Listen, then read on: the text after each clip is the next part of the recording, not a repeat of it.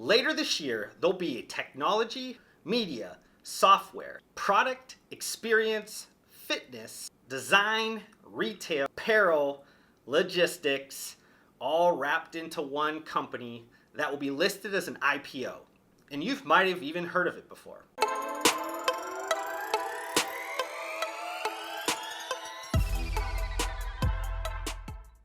So the company that I'm talking about is Peloton. You guys might have not heard of the way that they describe themselves, but you guys probably know them as the premium stationary bike. Also, they have some treadmills and have some very engaging, high-intensity subscription model from trainers that you can take these classes while you're at home. And although I don't own a Peloton bike or treadmill, I have ridden a few of the Peloton bikes when I'm at high-end hotels, when I'm doing some business travel. And honestly, it's a superb bike. It's probably the most comfortable stationary bike that I've ever been on. And that's saying a lot from somebody like me. I don't give a lot of superlatives out. I don't really give a lot of public props, especially to hardware products. And I thought the classes that I took when I was getting my hotel workout in was like super fun, engaging. The instructors were awesome. I love the competitiveness of having the kind of scoreboard and knowing where I placed. So it honestly made cardio fun to the point where I've thought about a few times purchasing a Peloton bike, and I do not like cardio at all. So that's kind of saying something. Now, product fanboying aside, can Peloton be all the things that they describe themselves in the S1 filing, which is the IPO filing? Can they be all of those things and be successful? When I consult with startups, I on many occasions say something to the likes of, you have to be really good at one thing, pick one thing, be really great at it. Yet, Peloton in their IPO filing is saying they're all of these different things and they're going to be successful at all of those things.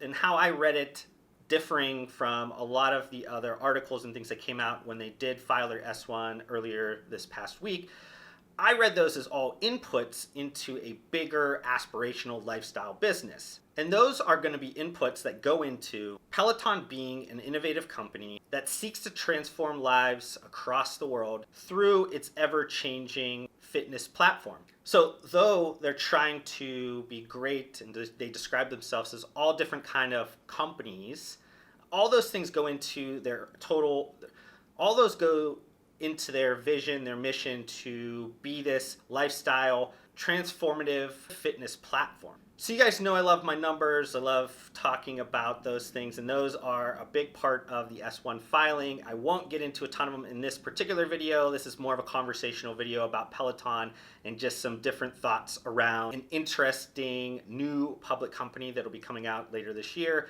But let's talk about revenue first of all. 2017, this fiscal year 2017, they had revenue of $219 million.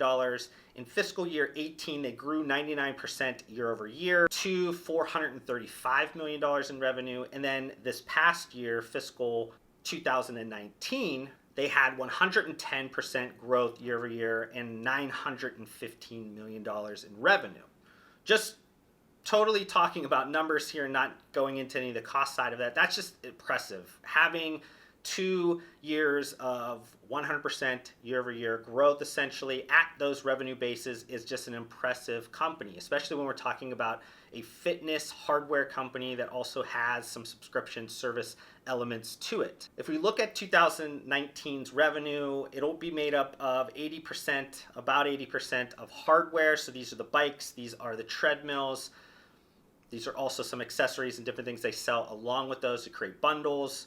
And then the other 20%-ish, it comes from subscription, their service revenue. There's a small fraction, a non-material fraction that comes from things like apparel. Though I think apparel makes sense because of the fan base and how people are super excited about the Peloton name overall. That's not their business. Their business is hardware and software. So it's kind of walking where the majority of the revenue is right now. This is the hardware, and this is what I was talking about initially with the stationary bikes and then the treadmill.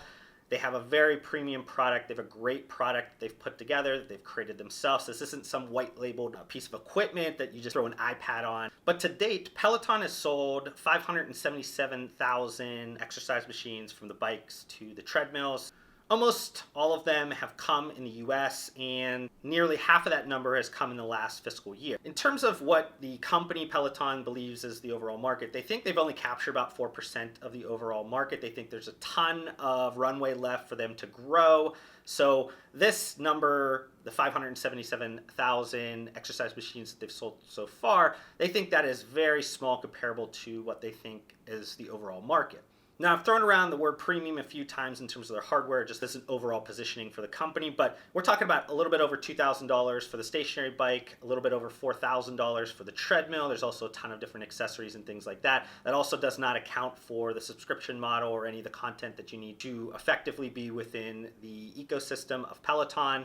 And just overall, the hardware attracts about a 40-ish plus percent margin, so it's a great margin. It's actually a little bit more than the Apple iPhones. So this is, from a hardware perspective, a very strong margined business. Now let's talk about the other 20%, because this is going to be where probably is most important long term if you're an investor in Peloton. This is the subscription or service income side of the business. This is currently about 20% only of their business. This is growing, just as impressive as just the overall revenue. They have more than doubled subscribers to 511,000 in the last year. Within those subscribers, they are actively riding more than the year before. They have a very high retention rate on those subscription models as well. In terms of the margin on the subscription side, we also are talking about 40-ish% on the margin. So it is a great margin. It's not as good if we're comparing this again to Apple. I think Apple is about 65% on their service income. So this is a little bit lower, but what I'll say is that presumably it's going to increase, because if you add scale to the model and you have more people getting into the subscription model, you do not need to add like expensive class instructors. You won't need then also to have like a bunch of new studios and things at the same rate. So arguably, you're going to have a higher gross margin over time on the service-based side of things. Now, there could be a ton of different things that could go into that might not jump up high on a margin perspective like in the first year. But what I'll say is long-term, if this is something that is going to be a big piece of Peloton's business, that margin should grow over time. Now, we've talked about the hardware margins, we've talked about the software subscription model margins as well, and you see these 40+% on both sides, and you might think to yourself, on that $915 million in revenue, are they profitable? And just like most of the IPOs of this past year, tech companies or any type of companies, they generally are not profitable yet. And Peloton has lost, in the last fiscal year, they lost $196 million on that revenue. Now, if you compare that to some of the other recent IPOs, even some S1 paperwork with the company like WeWork, much lower than them, has a much easier path to profitability. Not to say that this can be a profitable company in the short term, but what I'll say is it has a better direct line. You can kind of connect the dots a lot easier for a company like Peloton. And what I'll say before I comment about like bullish, bearish type of commentary, if you should invest in this company or not, I'm not a financial advisor. Anything that I'm talking about in this video is my opinion. Any of the videos that you guys watch that maybe have something around financial results or anything like that, I'm not advocating you guys to go out and buy or sell or short or do any of those types of things around the names that I'm talking about. This is purely for educational purposes, purely for the industries in which I love, be it consumer packaged goods, be it things that maybe have some trace connectivity to fitness and health and all those types of things. I just thought that Peloton overall is an interesting business. I know a lot of people have heard about it. A lot of people maybe have read some things around their S1, their IPO filing.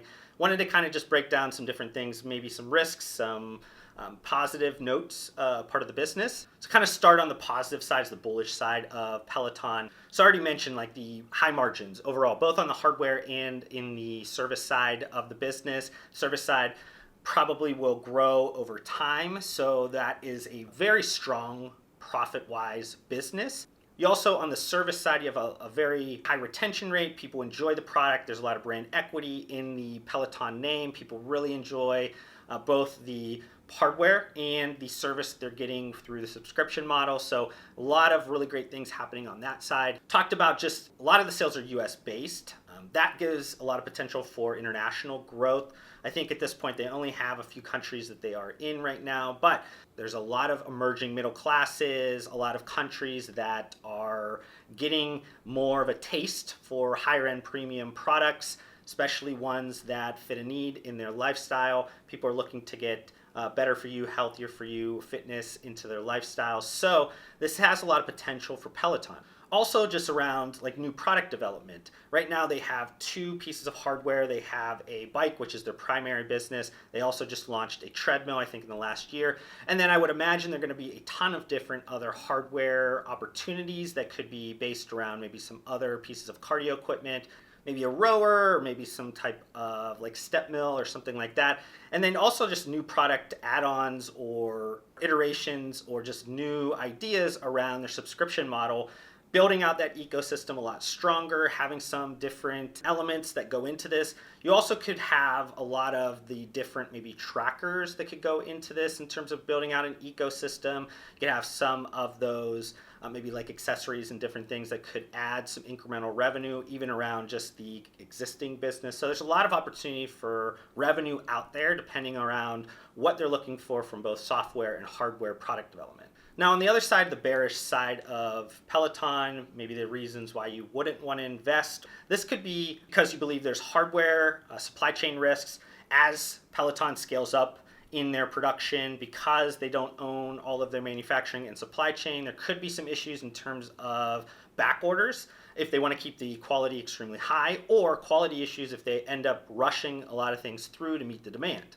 There's an element of mandatory setup fees that Peloton has, putting together the product. It's kind of this high touch point where they have independent contractors like gig workers putting together some of this stuff. They have third-party logistics companies like XBO Logistics that are putting this in your home and delivering it to you. As a premium product, especially one that needs to be set up in your own home, you're expecting a premium service, and what you'll see is that there's a lot of really bad maybe experiences that are happening around the Peloton setups. I'm not saying that is an everyday case. I'm sure there's very few small loud voices that are happening right now, but what I'll say is over time when you're scaling that, if you're buying a premium product like Peloton is positioning itself, you want to make sure that the customer experience is premium from start to finish. Now, being that subscription model and the service side is going to be an extremely big piece of Peloton's business that is built and geared around the cloud, you're going to be having to deal with some of the big tech giants. You have the Googles, you have the Microsofts, you have the Amazon Web Services, and having to deal with them and their need to also have high margin on that category of revenue for themselves. You might have some increased pricing, which you're kind of stuck with unless you build out your own system. You also will have some issues if one of those tech companies decides to go out and purchase a competitor or maybe build their own type of offering. You might have some issues there where they drop you and then you're going to have to scramble to pick up something else in terms of that. So something to pay attention to. Music licenses, you guys know working out in general, there's a lot of music that goes involved with that, and Peloton is in a few legal kind of issues right now, about $150 million in lawsuits around licenses used for music within some of the classes. So Peloton's going to have to navigate that. They're also going to have to deal with some licensing agreements and things to make sure that the music is top-notch in terms of their classes. They want to make sure they have top-notch instructors. That's another kind of risk, to make sure that they're always constantly having the best product, subscription product out there that's always interesting, that's always bringing people back. So a lot of like risks on the just experience piece of the product. That's just not the hardware, just not the setup. So hopefully you guys got both sides of the picture. Personally, I enjoy the Peloton product. Like I said, I don't own a Peloton bike or a treadmill. The ones that I've used and the ones that I've taken classes from, I've loved. I think it's a great product. I think it's an interesting business. One of these businesses that are really building a unique ecosystem. Ecosystems are where people are winning right now publicly. But I'll leave you guys with one question here. Hopefully you guys will comment below. Maybe you guys have some thoughts on this. But do you guys believe Peloton is a clear winner? They have a really good, strong business model that will be successful long-term in a fitness trend? Or do you guys think this is a very expensive shake weight or booty blaster type of fitness fad? Thank you so much for watching this video. If you want to help support me, make sure you guys hit that thumbs up button on this video. If this is the first time you've been introduced to my videos. Would love for you guys to be a part of my community by subscribing to my channel. I upload several videos just like this weekly. And if you guys want to connect further outside of this platform, I do include all of my social media links down below. I just want to thank you guys again for your time. Hopefully I gave you some value in return, and we'll see you guys on the next video.